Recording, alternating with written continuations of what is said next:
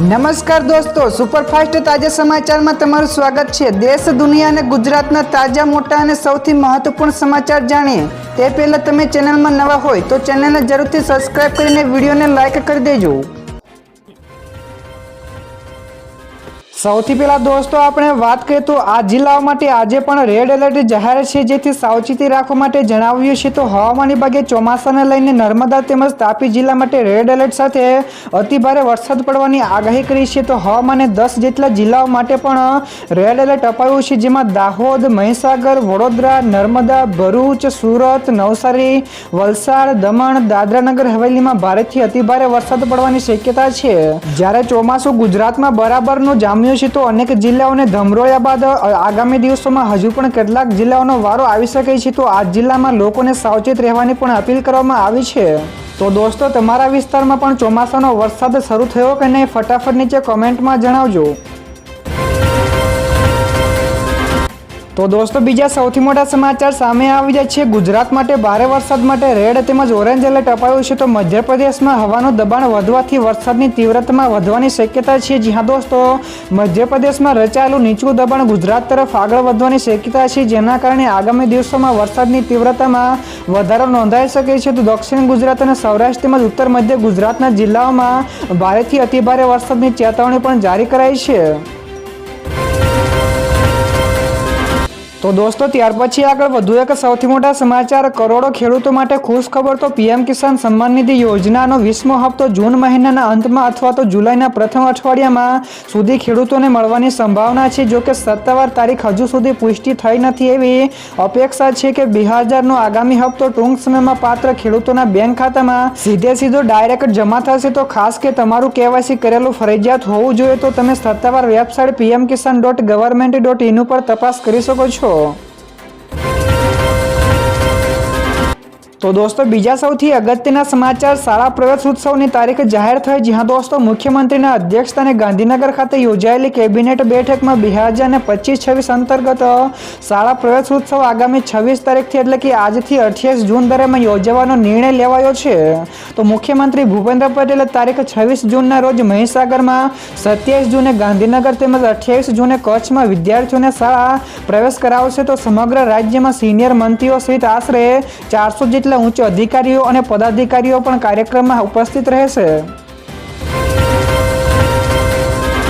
ત્યારબાદ દોસ્તો, ફટાફટ આગળના બીજા સમાચારની વાત કરવામાં તો ગુજરાત સાયબર ગઠિયાઓ માટે હોટ ફેવરેટ બન્યું। જી હા દોસ્તો, ગુજરાત હવે સાયબર ગઠિયાઓનું હોટ ફેવરેટ બન્યું છે, જેમાં 2024-25ના ડેટા અનુસાર સાયબર ફ્રોડનો ભોગ બનવામાં ગુજરાત દેશમાં ત્રીજા ક્રમે છે।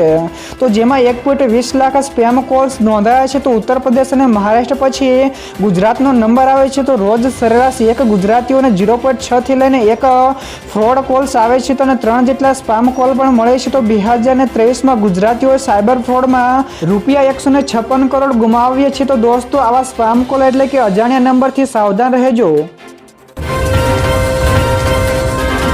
તો દોસ્તો, બીજા સૌથી મહત્વપૂર્ણ સમાચાર સામે આવ્યા છે। સીઝ ફાયર બાદ ક્રૂડ ઓઇલ સસ્તું થયું, જ્યારે બજારોમાં તેજી જોવા મળી। જી હા દોસ્તો, ઈરાન અને ઇઝરાયલ વચ્ચેના યુદ્ધ વિરામના કારણે વૈશ્વિક બજારોમાં સકારાત્મક અસર જોવા મળી છે। તો જેના કારણે સતત બીજા દિવસે પણ ક્રૂડ ઓઇલની કિંમતોમાં ઘટાડો નોંધાયો છે, જ્યારે વિશ્વભરના શેર બજારોમાં તેજીનો માહોલ છવાયો છે। તો અમેરિકી શેર બજાર દિવસભર મજબૂત રહ્યું છે। તો બી રાયલી વેલ્થના ચીફ સ્ટ્રેટેજિસ્ટના મતે તણાવમાં ઘટાડાના લીધે બજારમાં સ્થિતિ સુધરી છે, જેના કારણે રોકાણકારો માટે સારા સમાચાર છે। ત્યાર પછી દોસ્તો, આગળ વધુ એક સૌથી મહત્વપૂર્ણ સમાચાર, મહીસાગરમાં જળબંબાકાર તો પાનમ નદી છલકાઈ। જી હા દોસ્તો, મહીસાગર જિલ્લામાં સતત બીજા દિવસે પણ ધોધમાર વરસાદ જોવા મળ્યો। તો વહેલી સવારથી જ લોનાવાડા શહેર સહિતના આસપાસના વિસ્તારોમાં સાંભેલાધાર વરસાદ પડતા અનેક નીચાણવાળા વિસ્તારો જળમગ્ન થયા છે। તો બજારોમાં જાણે કે નદી વહી રહી છે, જેથી લોકોને પણ અવરજવરમાં મુશ્કેલીઓ પડી રહી છે। જ્યારે ભારે વરસાદના કારણે પાનમ નદીમાં નવા નીર પણ આવ્યા છે અને ચેકડેમો પણ ઓવરફ્લો થયા છે। ત્યારબાદ દોસ્તો આ સિવાયના બીજા સમાચારની ઝડપથી વાત કરવામાં આવે તો 15 જેટલા જળાશયો હાઈ એલર્ટ ઉપર છે. જી હા દોસ્તો, છેલ્લા 2 થી 3 દિવસથી રાજ્યમાં ભારે વરસાદ પડી રહ્યો છે, ત્યારે એનડીઆરએફના અધિકારીઓએ જણાવ્યું છે કે ભારે વરસાદના કારણે રાજ્યના 206 જેટલા જળાશયો પૈકી 15 જળાશયો હાઈ એલર્ટ ઉપર, 12 જળાશયો એલર્ટ ઉપર તેમજ 11 જળાશયો વોર્નિંગ ઉપર છે.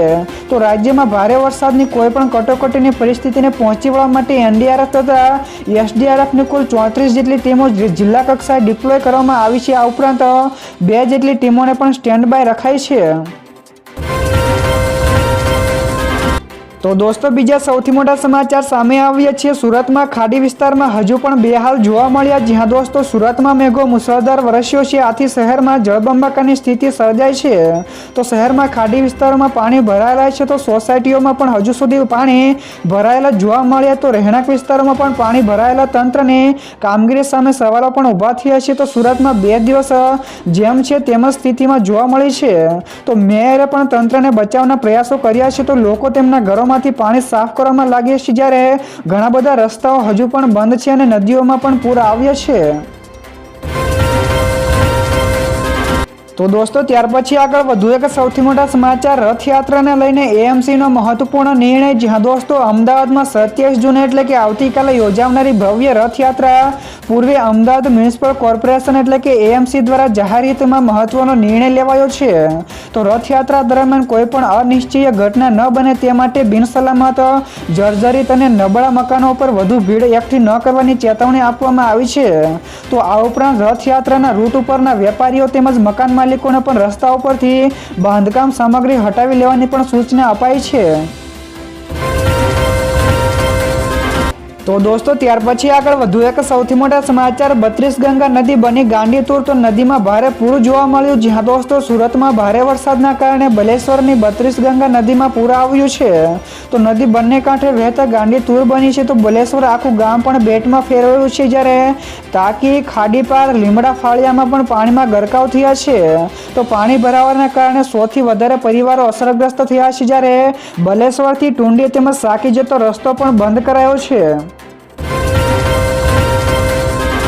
ત્યાર પછી દોસ્તો આગળના બીજા સમાચાર શેર માર્કેટ વિશે પણ મળ્યા છે. તો શેર બજાર ગ્રીન ઝોનમાં બંધ થયું. જી હા દોસ્તો, ભારતીય શેર બજારમાં ગઈકાલે ગ્રીન ઝોનમાં બંધ થયું છે, જેમાં સેન્સેક્સમાં 700 પોઈન્ટ વધીને 82,755 અંક ઉપર બંધ થયો હતો, જ્યારે આ ઉપરાંત નિફ્ટીમાં પણ ઉછાળો જોવા મળ્યો છે, જેમાં નિફ્ટી 200 પોઈન્ટના વધારા સાથે 25,244 પોઈન્ટ સાથે બંધ થયો હતો.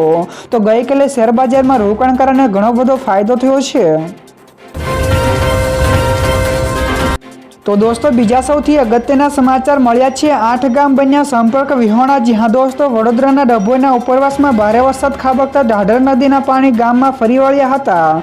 તો ડભોઈ તાલુકાના 8 ગામમાં, જેમાં ડાંગીવાડા, નારાયણપુરા, કરાલીપુરા, કરાલી, બંબોજ, અમરેશ્વર, વીરપુરા અને મગનપુરા ગામનો સંપર્ક ખોરવાયો છે. તો આ સિવાય ગામને જોડતા મુખ્ય માર્ગ ઉપર નદીના પાણી ફરી વળતા વાહન વ્યવહાર પણ ખોરવાયો છે, જેથી લોકોને પણ અવરજવર માટે હાલાકી પડી રહી છે.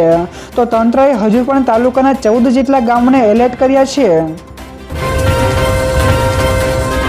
ત્યાર પછી દોસ્તો આગળ વધુ એક સૌથી અગત્યના સમાચાર. નર્મદા જિલ્લામાં નાળો ફરી એક વખત તૂટી જતા વાહન વ્યવહાર અટવાયો છે. જી હા દોસ્તો, નર્મદા પંથકમાં ભારે વરસાદે તબાહી મચાવી છે, જેથી દેડિયાપાડાથી મોવી જવાના માર્ગ ઉપર યાલ ગામ પાસે આવેલું નાળું ફરી એક વખત તૂટી જતા રોજના 2 થી 3 હજાર જેટલા વાહન વ્યવહારો અટવાયા છે. તો યાલના નાળામાં 2 વખત રિપેરિંગ પાછળ 65 લાખનો ખર્ચ પણ કરાયો છે, છતાં પણ તે ફરી એકવાર તૂટી ગયું હતું. તો હવે રોજના 2 થી 3 હજાર જેટલા વાહનોને અંદાજે 30 કિલોમીટર જેટલો ફેરાવો ફરવો પડશે. ત્યારબાદ દોસ્તો ફટાફટ આગળના બીજા સમાચારની વાત કરવામાં આવે તો કેબિનેટની બેઠકમાં લેવાયા આ મોટા નિર્ણયો વિશે વાત કરવામાં આવે તો પીએમ નરેન્દ્ર મોદીની અધ્યક્ષતામાં ગઈકાલે કેબિનેટની બેઠકમાં મોટા નિર્ણયો લેવામાં આવ્યા હતા, જેમાં પુણે મેટ્રોના વિસ્તરણ માટે ₹3,626 કરોડ મંજૂર થયા. તો આ સિવાય જારિયા કોલ્ડફિલ્ડમાં પુનર્વસન માટે પણ સુધારેલા માસ્ટર પ્લાનને મંજૂરી મળી છે, જેના માટે ₹5,940 કરોડ ખર્ચવામાં આવશે. તો આ સિવાય આગ્રામાં ઇન્ટરનેશનલ પોટેટો સેન્ટરના પ્રાદેશિક કેન્દ્રને પણ મંજૂરી મળી છે, જેના માટે ₹111.5 કરોડ ખર્ચ કરવામાં આવશે.